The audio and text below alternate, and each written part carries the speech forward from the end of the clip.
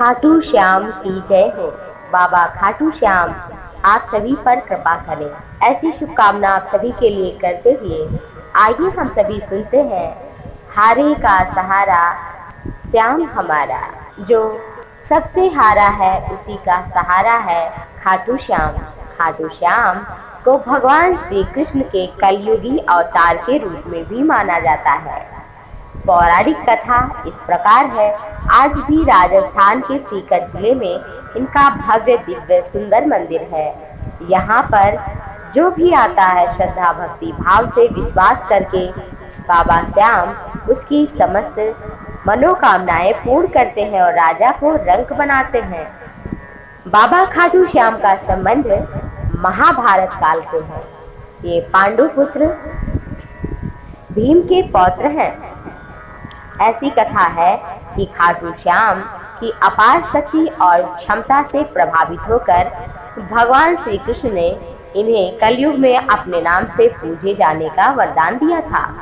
लाक्षागृह की बात है कि लाक्षागृह की घटना में प्राण बचाकर वन वन भटकते पांडवों की मुलाकात हिडिंबा नाम की राक्षसी से होता है।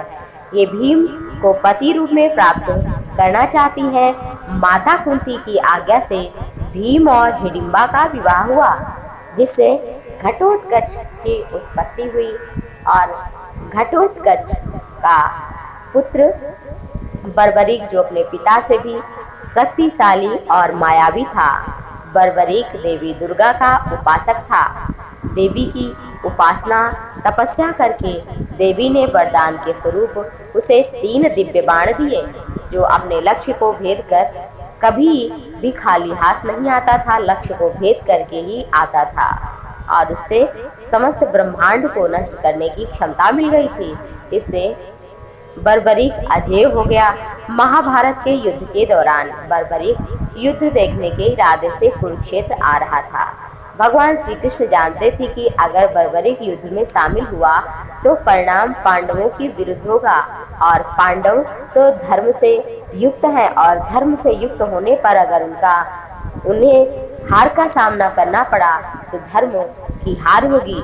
बर्बरीक को रोकने के लिए फिर भगवान श्री कृष्ण गरीब ब्राह्मण बनकर बर्बरीक के सामने आए। अनजान बनते हुए श्री कृष्ण भगवान ने बर्बरीक से पूछा कि तुम कौन हो, कुरुक्षेत्र क्यों जा रहे हो। जवाब में बर्बरीक ने बताया कि वो एक दानी योद्धा है जो अपने एक बाण से ही महाभारत के युद्ध का निर्णय कर सकता है।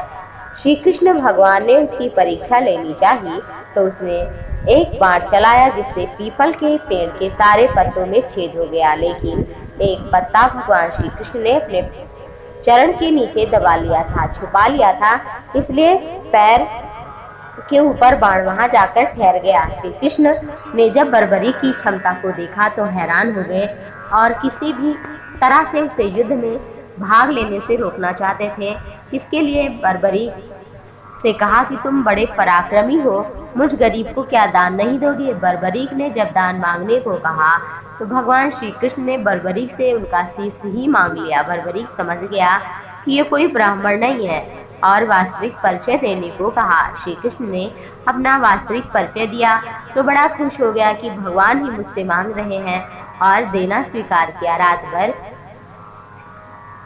भजन पूजन करके स्नान करके बर्बरीक ने अपने हाथ से अपना शीश श्री कृष्ण को दान कर दिया। शीश दान से पहले बर्बरीक ने श्री कृष्ण से युद्ध की इच्छा जताई थी, इसलिए श्री कृष्ण ने बर्बरीक कटे हुए शीश को युद्ध अवलोकन के लिए एक ऊंचे स्थान पर स्थापित किया। युद्ध में विजयश्री प्राप्त होने पर पांडव विजय का श्रेय के लिए विवाद कर रहे थे। तब श्री कृष्ण ने कहा कि इसका निर्णय बर्बरीक करेंगे क्योंकि उन्होंने युद्ध को देखा है।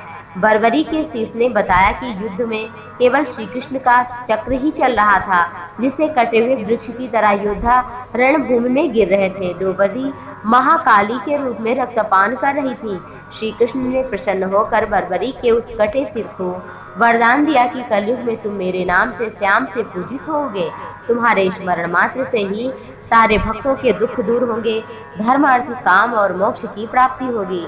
और फिर इस तरह से भगवान की कृपा से बर्बरीक खाटू श्याम बने और आज भी अपने भक्तों की मुरादें पूरी करते हैं। जो भी खाटू श्याम की कथा को सुनता है, दूसरों को सुनाता है, उस पर खाटू श्याम की अपार कृपा बनी रहती है। तो आप सभी पर खाटू श्याम की कृपा बनी रहे। आप सभी का बहुत बहुत धन्यवाद।